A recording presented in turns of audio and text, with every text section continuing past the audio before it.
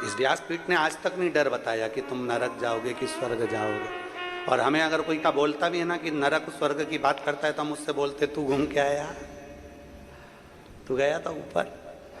जो मर के गए वो आज तक नहीं आए बताने के लिए कि मैं स्वर्ग में हूं कि नरक में हूं। भय से डर से शंकर को मत भजना। इसलिए व्यासपीठ ने आज तक नहीं कहा कि तुम शंकर को नहीं भजोगे तो तुम्हारे साथ ऐसा हो जाएगा, शंकर को एक लोटा जल नहीं चढ़ाओगे तो तुम्हारे साथ ऐसा हो जाएगा। इस व्यासपीठ ने ये जरूर कहा कि शिव को अगर एक लोटा जल चढ़ाओगे तो जो मांगोगे वो तुम्हें मिल जाएगा। भय नहीं दिखाया, भय से मुक्त है शिवपुराण। शिवपुराण भय से मुक्त है, शिवपुराण भय नहीं दिखाया।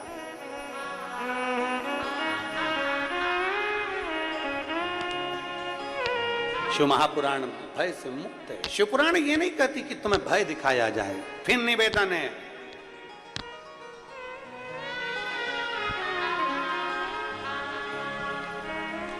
डर के रहना और जम के ऊपर वाले भी बोलो, डटे रहना।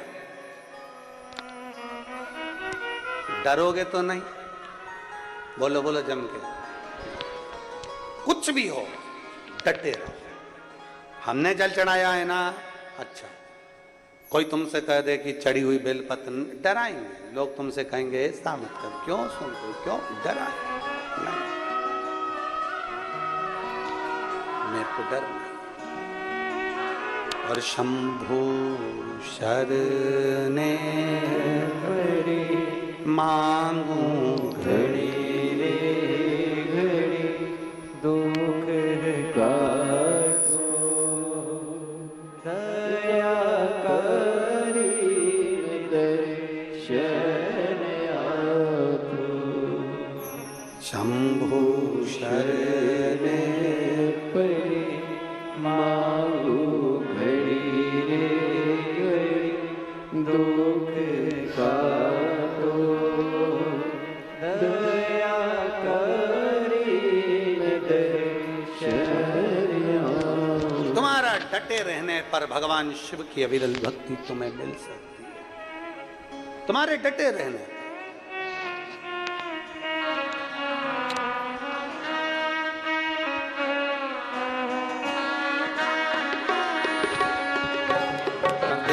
से विनय करेंगे, निवेदन करेंगे, जहां जगह मिले वहां बैठकर बड़े भाव से बाबा को नमन करते हुए, दिल से देवाधिदेव महादेव से प्रार्थना करते हुए, भगवान शिव से अपने मन की बात बड़े भाव के साथ प्रार्थना करिए। आज सोमवार भी है, सावन का महीना भी है और शिव महापुराण भी। दिल से बोलिएगा। कहते हैं कथा का जिस दिन विराम होता है उसके एक दिन पहले की रात्रि को हम शिवरात्रि कहते हैं। तो देखा जाए तो शिव महापुराण की आज शिवरात्रि भी मानकर चले। कल सवेरे 8 बजे से 11 बजे तक कथा हो जाएगी। टीवी पर वही 1 बजे से 4 बजे, टीवी पर वही टाइम है, पर यहाँ सुबह 8 से 11। दिल से बाबा को नमन कर प्रार्थना करिए, बाबा से बोलिए।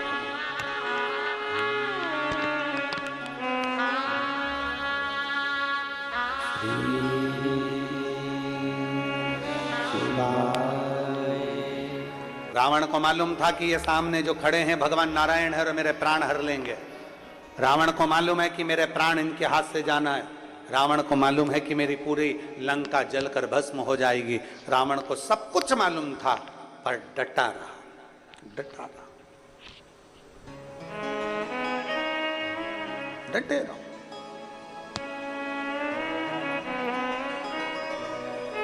और जब हम डटे रहे हैं भगवान शंकर की विरल भक्ति में, जैसे पार्वती मैया डटी रही, कितना बल माता पार्वती में। पार्वती जी को समझाया, उपदेश दिए, पिताजी ने समझाया, माता जी ने समझाया, नहीं है ठीक, कि शिव तो ठहरे कैलाश और गोरा पछताओगी, बूढ़े जोगी के संग में तुम कैसे रह पाओगी। पार्वती जी तुम्हारे जन्म की तारीख मालूम है, पार्वती जी तुम्हारे जन्म का वृतांत मालूम है, पार्वती जी नारायण भगवान के जन्म का वृतांत मालूम है, पार्वती जी ब्रह्मा जी के जन्म का वृतांत मालूम है, इंद्र के जन्म का वृतांत मालूम है, इंद्राणी के जन्म का वृतांत मालूम है, लक्ष्मी के जन्म का वृतांत मालूम है, सरस्वती के जन्म का वृतांत मालूम है, पार्वती के जन्म का वृतांत मालूम है। पर पार्वती शंकर के जन्म का कोई वृतांत नहीं मालूम, क्योंकि शंकर अजन्मा है। कितने साल का है हमको भी नहीं मालूम। कि बूढ़े जोगी के संग में तुम कैसे रह पाओगे। और छत्तीसगढ़ वालों को तो खुश होना चाहिए, तुम्हारे यहाँ तो एक महादेव है, बूढ़ा महादेव। बोलो तो सही, क्या बोलते हैं? जम के जरा, बूढ़ा महादेव। तुम्हारे यहाँ तो महादेव है, बूढ़ा महादेव, मतलब उम्र ही नहीं मालूम कितनी है और अभी तक है, अजन्मा है, जो मृत्यु से परे है, मृत्यु से परे वो अजन्मा है और निवास कर रहा है। हमें नहीं मालूम कि उसकी जन्म कहाँ, कैसी लीला वो करता है, कब लीला करता है, किस तरह से करता है, ये किसी को ज्ञात नहीं हो पाता,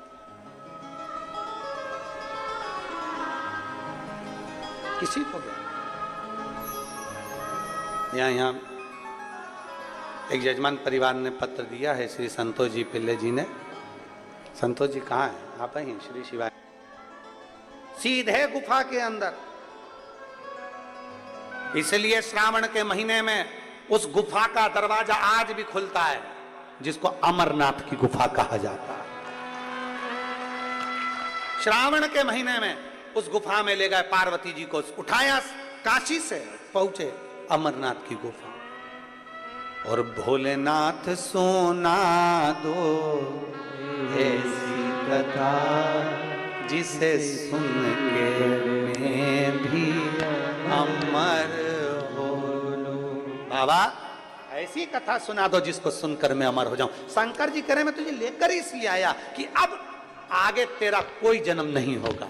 पार्वती तू कोयल भी बनी, तू कोयल बनी है, क्योंकि सती बनी थी जब तू यज्ञ के कुंड में कूद कर तू मर गई थी, तब तेरे प्राण यज्ञ के कुंड के अंदर तू छूटे। इसलिए मुझे क्रोध आ गया था कि सती तू मेरी अर्धांगिनी होकर तूने यज्ञ खंडित कर दिया, इसलिए तू कोयल का जन्म पाएगी। सती के बाद तेरा एक जन्म हुआ कोयल का, और कोयल के जन्म से छूटी तब तू पार्वती। हमारे सनातन धर्म में